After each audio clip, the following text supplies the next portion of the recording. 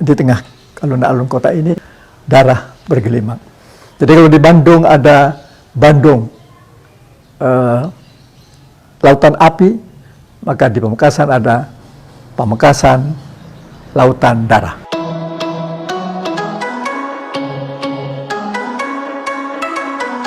Assalamualaikum warahmatullahi wabarakatuh. Mari kita mengadakan acara sebentar, yaitu meninjau ulang tentang keberadaan Arek Lancor.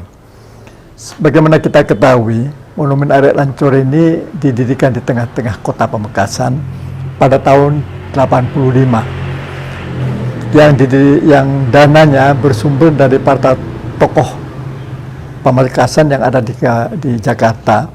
Beliau-beliau itu menghimpun dana dari para pengusaha di bawah koordinasi Bapak Rahmat Saleh, mantan Gubernur Bank Indonesia, yang tanda tangannya ada di uang kita tempoh hari. Kemudian membuat monumen di 4 kabupaten. Dimulai dari Bangkalan berupa replika perahu untuk menggambarkan bahwa para pejuang Madura ini kemudian membantu perjuangan ke Tuban. Dan yang Sampang berupa lukisan, juga sama, menggambarkan perahu, yaitu para pejuang Madura ini kemudian menyeberang ke Probolinggo untuk berjuang di daerah Probolinggo. Sedangkan di Sumeneb itu berupa gambar penyebaran bantuan melalui pesawat udara yang pilotnya adalah Halim Perdana Kusuma. Beliau tokoh Madura yang jarang diketahui oleh orang Madura sendiri, karena namanya Halim Perdana Kusuma itu dikira bukan orang Madura. Khusus untuk Pamekasan, didirikanlah monumen Arek Lancor ini. Kata Arek Lancor ini sebenarnya merupakan nama arek. Jenis-jenis arek di Madura ini ada macam-macam, ada Takabuan, ada Bulu Ajam, dan ada juga Arek Lancor. Arek Lancor ini garisnya lebih panjang. Ini dijadikan simbol perjuangan rakyat Madura. Yang mendirikan ini Mas Ersat Proto Amidarmu, putra Pak Proto Amidarmu, seorang tokoh pendidikan dan tokoh keagamaan di Pamekasan. Tinggi bangunan ini 25 meter, yang paling tinggi itu. Kemudian di bawahnya ada selang 1 meter 1 meter. Dibangun di dalam itu beton yang kemudian dibungkus dengan baja, dengan stainless itu, yang diharapkan bisa bertahan lama. Mengapa? Dan ini didirikan tepat di pusat persimpangan jalan. Jadi Pamekasan ini memiliki jalan yang disebut dengan Simpang 6. Jarang di Indonesia ini kota yang memiliki jalan yang bersimpang 6 ini. Simpang 5 ada, yang terkenal itu di Semarang, di Banyuwangi, dan tempat lain. Tapi Simpang 6 sangat jarang. Pamekasan memiliki itu. Di tengah-tengah persimpangan ini didirikan monumen ini untuk apa? Untuk memperingati peristiwa besar. Ketika Belanda mau masuk lagi ke Indonesia, rakyat di mana-mana mengadakan perlawanan. Khususnya di Pamekasan dan di Madura pada umumnya. Tapi di Pamekasan ini terjadi peristiwa yang sangat heroik. Subuh, para pejuang kita sudah menyerang pasukan Belanda yang ada di pusat kota. Mereka bersenjatakan apa adanya. Ada yang tombak, pedang, keris, dan juga yang menarik telur ayam. Telur ini sudah dengan diberi kekuatan oleh para ulama. Kelihatannya memang telur ini tidak bisa menghancurkan tank, akan tapi bisa menakutkan para penjajah, para tentara Belanda yang berada di.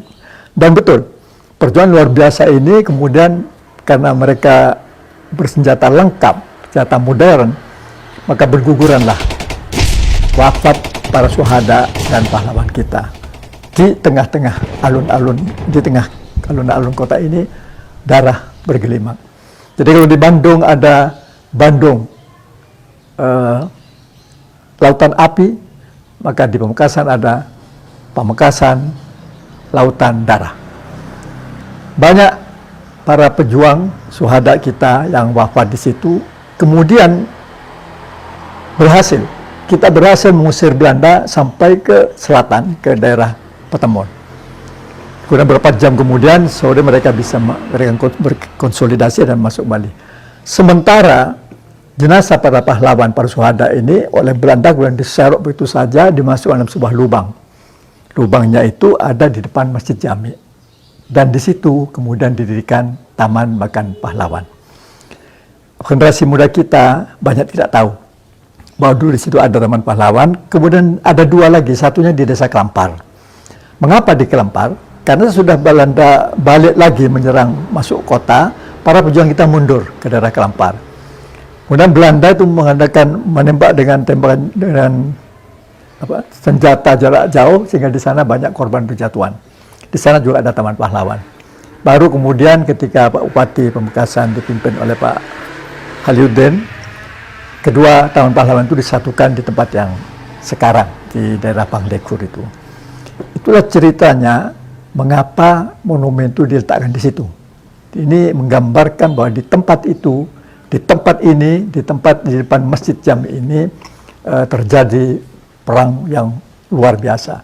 Kalau boleh disamakan, kira-kira sama dengan Jogja kembali. Jadi pasukan kita bisa menyerang Belanda sampai keluar kota, tapi kemudian mereka masuk kembali. Sama dengan situ.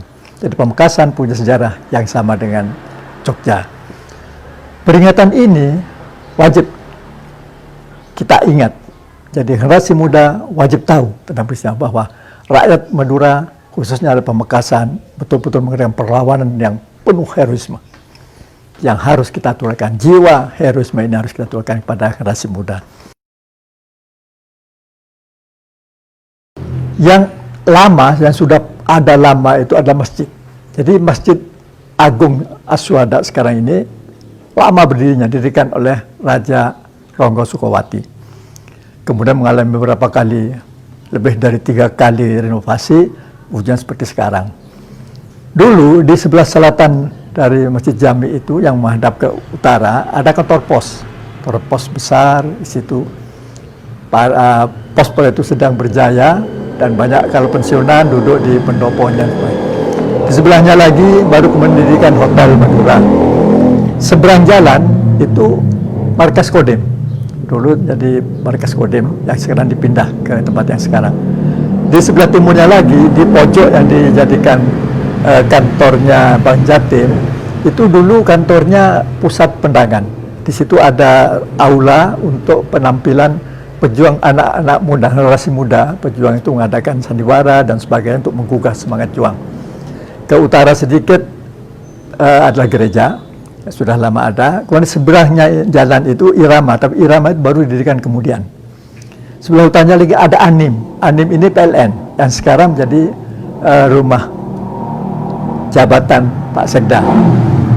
Kemudian ke barat markas Kodim itu terkenal sebagai Tangsi. Di situ ada pusat amunisi di tengah-tengah itu. Itu ada tempat tertutup itu pusat amunisi. Ke barat lagi itu kantor dulu Katoroji. Di pintunya itu ada sekolah Frobel.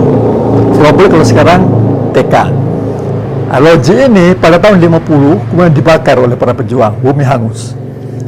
Tahun perjuangan ini bumi hangus, kemudian dibangun kembali pada tahun 50. Bentuknya disesuaikan dengan yang lama. Terus ke sekitarnya sudah terjadi perubahan. Di tengah-tengah jalan itu dekatnya tenis ban itu ada bangunan sekarang jadi museum. Itu dulu adalah taman showroom kerajinan tangan anak dia. Jadi ada perahu kecil, ada penjual sate dan sebagainya. Dulu asalnya memang ini bangun sudah lama, sejak tahun 20 sudah ada di situ. Demikianlah para pemirsa yang saya hormati. Saya ingin memberikan gambaran ini supaya punya gambaran bagaimana seperti apa dulu pusat kota itu. Dulu jalan dari selatan itu masuk langsung ke tengah, kemudian yang mau ke barat ya ke belok kiri, yang mau ke timur. Kemudian yang dari timur dari Sumeneb juga masuk ke tengah, kemudian belok ke kiri atau ya ke terus. Sehingga terjadi sejak didirikan monumen ini banyak terjadi peningkatan kecelakaan. Pak Kapolres minta pada Pemda supaya dari kemudian kali itu lalu ditutup jalan-jalan itu, tapi ditutup buka tutup istilahnya.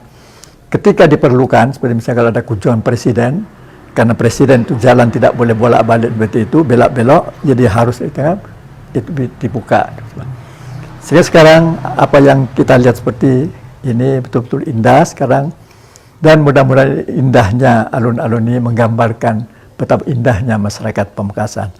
Senyampang kita sebentar lagi akan meringati hari jadi Pamekasan, izinkan saya, baik atas nama pribadi maupun atas nama pimpinan institusi, menyampaikan ucapan selamat hari jadi ke-490. Semoga Pamekasan menjadi Pamekasan yang hebat, Pamekasan yang raja, pecera, dan parcuka. Mudah-mudahan Allah berikan ridhonya, dan mudah-mudahan Pamekasan itu menjadi Pamekasan yang hebat. Billahi taufiq wal hidayah. Assalamualaikum warahmatullahi wabarakatuh. Jangan lupa like, komen, dan subscribe ya.